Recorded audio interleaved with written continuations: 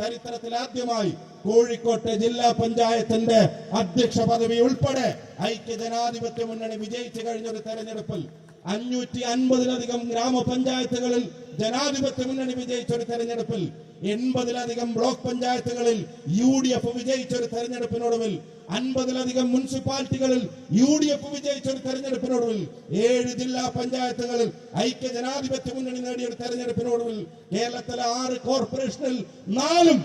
UDF നേടിയ ഒരു തെരഞ്ഞെടുപ്പിനൊടുവിൽ നിന്ന് സംസാരിക്കുമ്പോൾ ഒരു കാര്യം നിങ്ങൾ ഉറപ്പിച്ചോ, ഈ ഗവൺമെന്റിനെ കേരളത്തിലെ ജനങ്ങൾ മടുത്തും വെറുത്തും പോയിരിക്കുന്നു എന്നുള്ളത് അവരുടെ വോട്ട് കൊണ്ട് തെളിയിച്ചവരാണ്. ഈ ജില്ല ഉൾപ്പെടെയുള്ള കേരളത്തിലെ ജില്ലകൾ, കാസർഗോഡ് മുതൽ തിരുവനന്തപുരം വരെയുള്ള മുഴുവൻ ജില്ലകളിലും വലിയ വലിയ വിജയങ്ങൾ, ചരിത്ര വിജയങ്ങൾ, അട്ടിമറി വിജയങ്ങൾ, ഒരു കാലത്തും നമ്മൾ ജയിക്കാത്ത പഞ്ചായത്തുകൾ,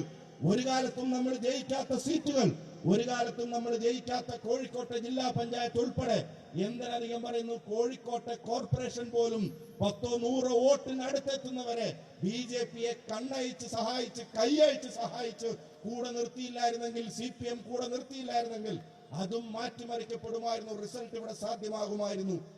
അതിനെയൊക്കെ അട്ടിമറിച്ചാണ് ഒരു ചരിത്ര വിജയം നമ്മളിവിടെ കുറിച്ചത്. ആ വിജയത്തെ ഈ ഗവൺമെന്റ് എങ്ങനെ നോക്കിക്കാണുന്നു എന്നുള്ളത് കഴിഞ്ഞ ദിവസങ്ങളിൽ നിങ്ങൾ കണ്ടു.